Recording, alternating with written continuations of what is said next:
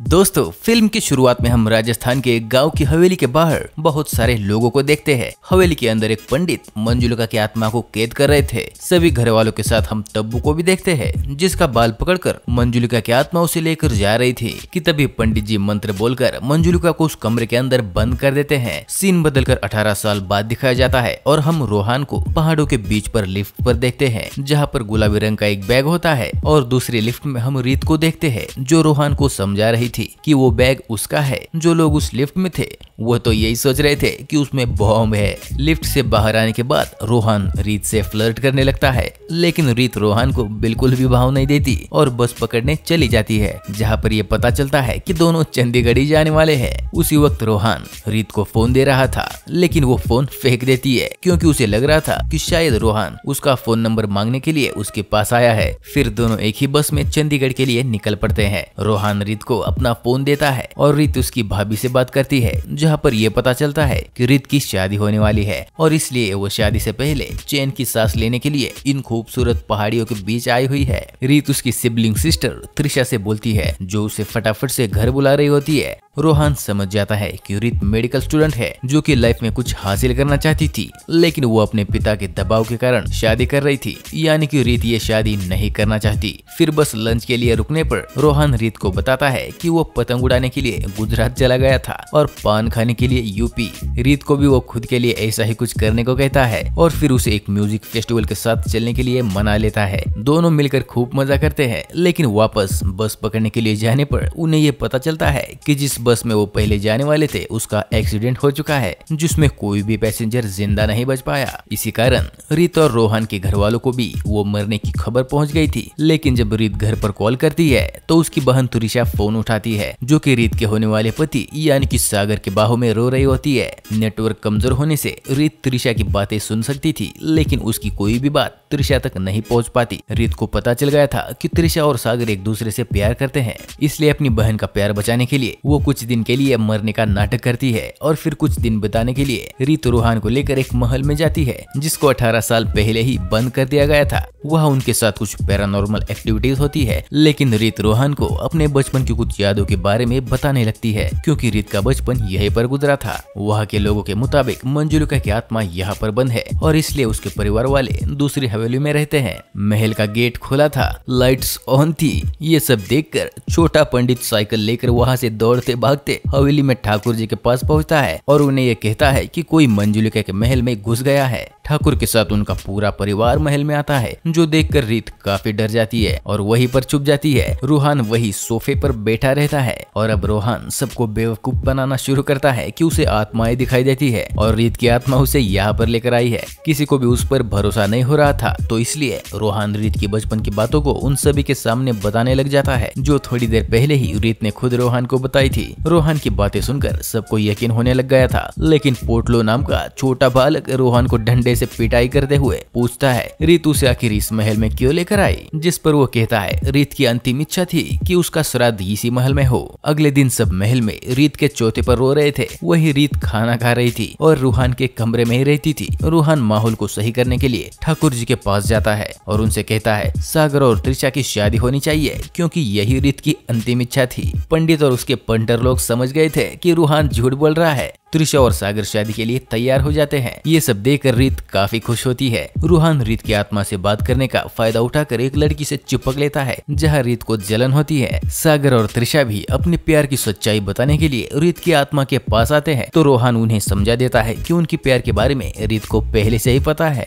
रात में रोहान को कुछ अपनी हमशक्ल दिखाई देते हैं, उसी रूम के बाहर जहाँ पर मंजुलिका कैद थी। तभी वहाँ पर अंजू भाभी आकर उसे होश में लेकर आती है और उसे उस रूम से दूर रहने के लिए बोलती है। अगले दिन पंडित रोहान का झूठ सबके सामने लाने के लिए उसे गांव के मुखिया की मरी हुई मां के पास लेकर जाते हैं, जिसकी अभी अभी मौत हुई थी। यहाँ पर रोहान को मुखिया की मां से छुपे हुए खजाने के बारे में पूछना होता है, तो सब लोग रोहान को उस लाश के पास छोड़कर घर से बाहर ही निकल जाते हैं। तभी रोहान को एक खिलौने में से हंसने की आवाज आती है, जिसे उठाकर वो फेंक देता है और ऊपर लटका हुआ झूमर नीचे गिर जाता है। तभी फ्लोर में से उसे मुखिया का बहुत सारा खजाना मिल जाता है। ये सब कुछ देखकर रूहान को गाँव वाले रो बाबा घोषित कर देते हैं और रूहान को समझ गया था कि पंडित उसे एक्सपोज करना चाहता है। रात में रूहान और चाचा नशा करके मंजुलिका के गेट के पास आ जाते हैं और दरवाजे में लगा हुआ त्रिशूल निकालते हैं, जिसे निकालने पर बहुत तेज हवाएं बहने लग जाती है, जिसे देखकर रूहान त्रिशूल वापस गेट में लगा देता है। और तभी वहाँ ठाकुर जी के साथ अंजू भाभी आ जाती है,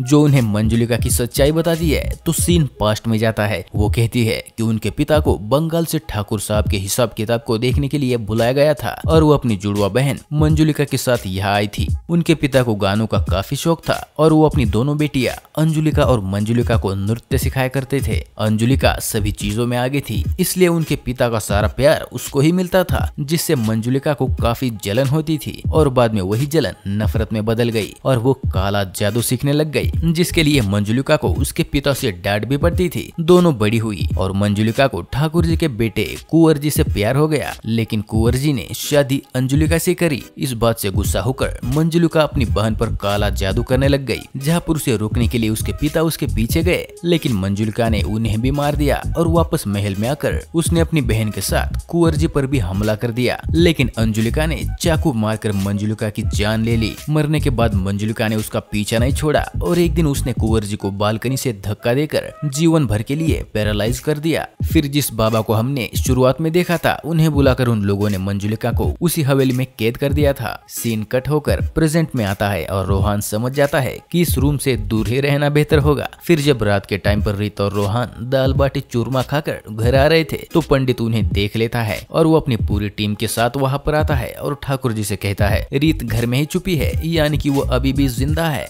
वो लोग पूरे घर को छान मारते हैं, लेकिन रीत उन्हें नहीं मिल पाती क्योंकि रोहान ने रीत को मंजुलिका के रूम में छुपा दिया था। रूम के अंदर मंजुलिका रीत के पीछे भयानक आत्मा के रूप में दिखाई देती है। सबके सामने पंडित का भांडा फूटने के बाद जब रोहान रीत को लेने के लिए मंजुलिका के कमरे में जाता है, तो उसे रीत मंजुलिका के कपड़ों में आमी जे तो माँ इस गाने पर डांस करती हुई दिखाई देती है। वो बिल्कुल मंजुलिका की तरह ही डांस करती है और फिर रोहान को रिलैक्स होने को बोलती है, क्योंकि वो तो बस एक प्रैंक था। मेहंदी के वक्त मंजुलिका सभी ढोल नगाड़े हवा में उड़ा देती है, लेकिन सबको लग रहा था ये सब रीत की आत्मा कर रही है, क्योंकि कल रात ही उन लोगों ने रोहान पर शक किया था, जिससे शायद रीत नाराज है। लेकिन रोहान और रीत समझ गए थे कि मंजुलिका आजाद हो गई है और वही सब लोग मंजुलिका की आत्मा को महल के गेट पर उल्टा चलते हुए देखते हैं, जहाँ रोहान उन्हें कहता है ये और कोई नहीं बल्कि रीत की आत्मा है। रात में मंजुलिका अपनी बहन के पास आकर उसे धमकाती है कि वो सबको तड़पा तड़पा कर मार देगी। फिर अंजू भाभी रोहान के रूम में जाते समय बालकनी में बहुत सारे कौवे देखती है। रोहान के पास जाकर वो रीत को बाहर आने के लिए बोलती है। रीत बाहर आकर सागर और त्रिशा के बारे में उन्हें समझाती है कि वो ये नाटक इसलिए कर रही है ताकि उसकी बहन और सागर की शादी हो सके।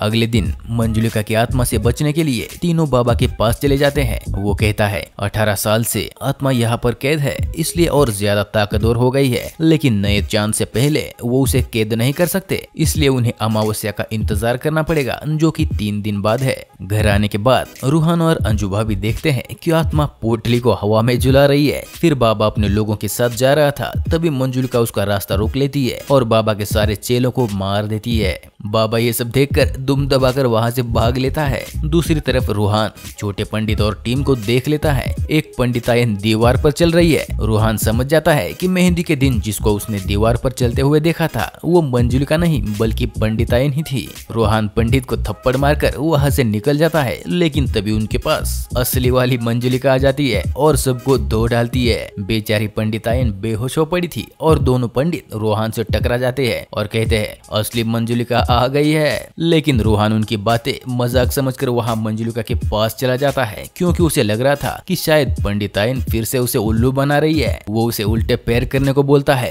तो सच में उसके पैर उल्टे हो जाते हैं और ये देखकर रूहान वहाँ से भागते हुए पहाड़ी के किनारे पहुँच जाता है। वहाँ पर मंजुलिका भी आ पहुँचती है। फिर हम रूहान को पहाड़ से नीचे गिरते हुए देखते हैं और सीन कट हो जाता है। फिर हम छोटा पंडित और उसके चेलों को देखते हैं, जो कि चांदी के बर्तन चुराकर मंजुलिका की वजह से शहर छोड़कर वहाँ से निकलने वाले थे, लेकिन तभी लाइट चली जाती है और रूहान की एंट्री होती है। रूहान हॉल में आमी जे तो माँ वाला गाना फिर से एक बार गाता है। उसे देखकर घर के सभी लोग आते हैं। फिर जिस बाबा ने मंजुलिका को कैद किया था उसकी लाश को वो सबके सामने लाकर पटक देता है। फिर वो अंजू भाभी की तरफ उन्हें मारने बढ़ता है। तभी रीत रूहान को रोकने की बहुत कोशिश करती है। सबको ऐसा लग रहा था कि शायद ये रीत की आत्मा ही है जो उनकी हेल्प करने के लिए वहाँ पर आई हुई है, लेकिन रीत सबको बताती है कि वो शुरू से ही जिंदा थी। रीत रूहान को रोकने की काफी कोशिश करती है, लेकिन जब रूहान नहीं रुकता तो अंजू भाभी रीत की गर्दन पर चाकू रखकर मंजुलिका को रुकने के लिए बोलती है। दोस्तों, यहाँ पर हमें ये पता चलता है कि 18 साल से कमरे में जो बंद थी वो मंजुलिका नहीं बल्कि अंजुलिका ही थी।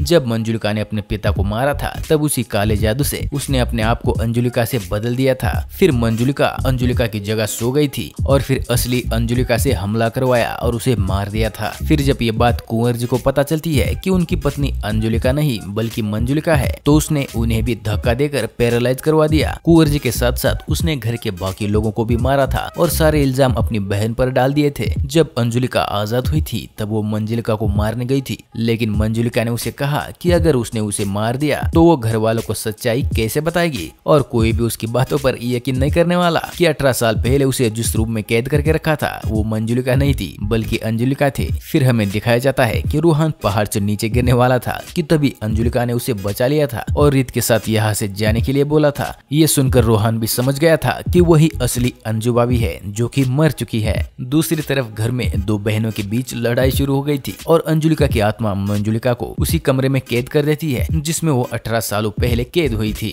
अंजुलिका रीत और रोहन से थैंक्स बोलती है क्योंकि उनके झूठ के कारण ही आज सच सामने आ गया था। फिर आखिर में हम अंजुलिका को उसी रूम में जाते हुए देखते हैं और ठाकुर की पूरी फैमिली महल छोड़कर हवेली में लौट आती है। फिल्म यहीं पर खत्म हो जाती है। तो दोस्तों, कैसी लगी आपको भूल भुलैया 2 हमें कमेंट करके जरूर बताना। वीडियो को लाइक और चैनल को सब्सक्राइब करना बिल्कुल मत भूलना। मिलते हैं अगले वीडियो में, तब तक के लिए ख्याल रखिएगा।